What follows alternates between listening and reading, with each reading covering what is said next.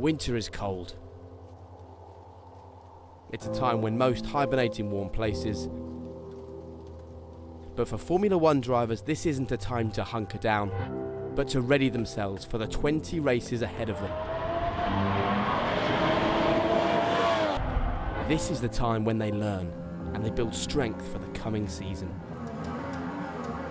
In this episode, we'll hear from Nico Rosberg and Lewis Hamilton about the importance of the simulator. We'll find out what Nico eats to stay healthy and how crucial physical training is to success on the track.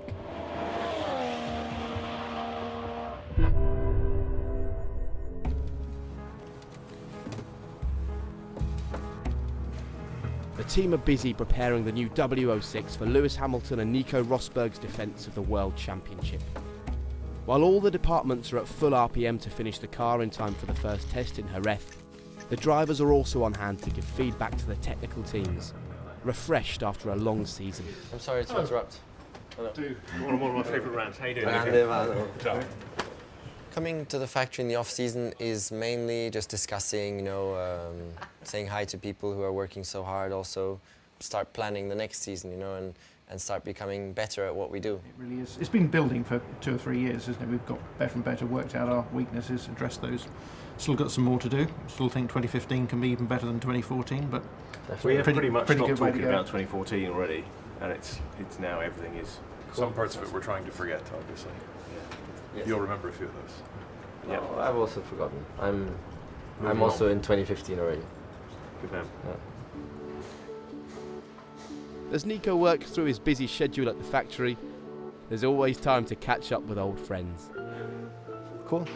This is it. This is the mean machine.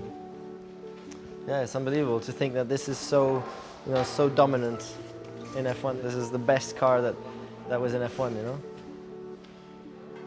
Does it feel emotional? No, it's always nice to meet up,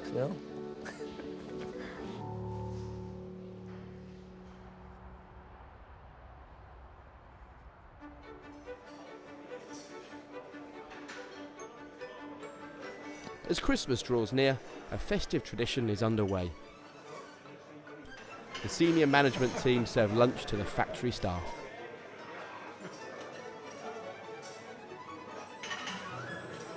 It's a great team. We're all part of one family. Everybody works so hard, and it's nice to have these little things that bring us a bit closer. Because to be honest, in all of our daily work, you don't often get the chance to get around as much as you'd like and see different people. So it kind of gets the directors down to the ground. So it's good.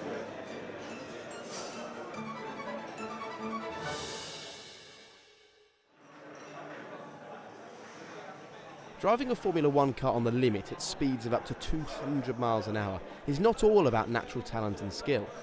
Nutrition is a hugely important part of racing drivers' preparations, as Nico Rosberg explains.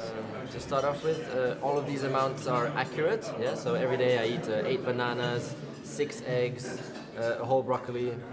No, I'm just kidding.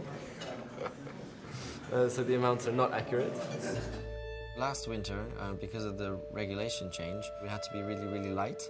So the team put me on a sort of a diet, and so I had to lose like 5 kilos, which it was really not so good because it was below optimum that I had to go. I was really pushing things, and then through the season I put on another kilo or so, which felt much more healthy. It's very, very challenging to lose weight and at the same time train, and bring up the level of fitness. Because they're actually two very, they don't go well together. Because if you're losing weight, it means you have to take less calories and you don't have the energy to then really push hard in training. So it's a really, really fine line to find.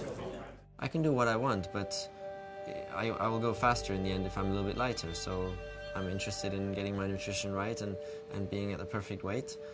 So I've really studied nutrition, and I know a lot about it now, and I enjoy it. I enjoy the whole subject, and I enjoy eating healthy foods. I even have my own bio veggie garden at home, and Vivian, my wife, is a great cook. So it's awesome, She goes to the garden, gets the food, and cooks it, and that's always very enjoyable. Such is the development race in Formula One throughout the season, that even when the car isn't physically out on track, they still need to be developing it and testing setups. They do this in a virtual world. The driver in loop simulator is a very important tool because it's the last platform upon which you can try out ideas and test them at, let's say, a full system level. You have a full car represented in the virtual space. Testing is limited, you know, so we only have like 6 days each before we get to the first race. But it can be a very, very powerful tool, and that's why we're developing it every day. Good to go?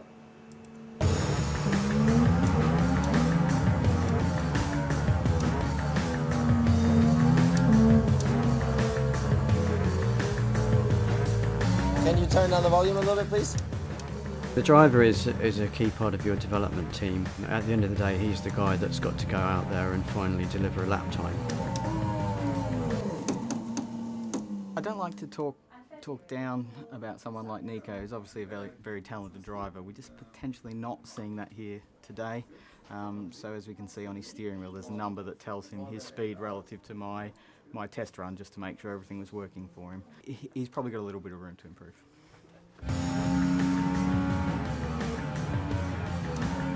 The real world is far more complex than we can model, particularly when it comes to the relationship with the driver. Driver input is really, really important because you can only see so much in data. If I say, okay, I have understeer in the high-speed corners and that's what's keeping me from going a lot faster, and maybe in the data you can't really see that. So having good drivers in there and getting their feedback is very, very important.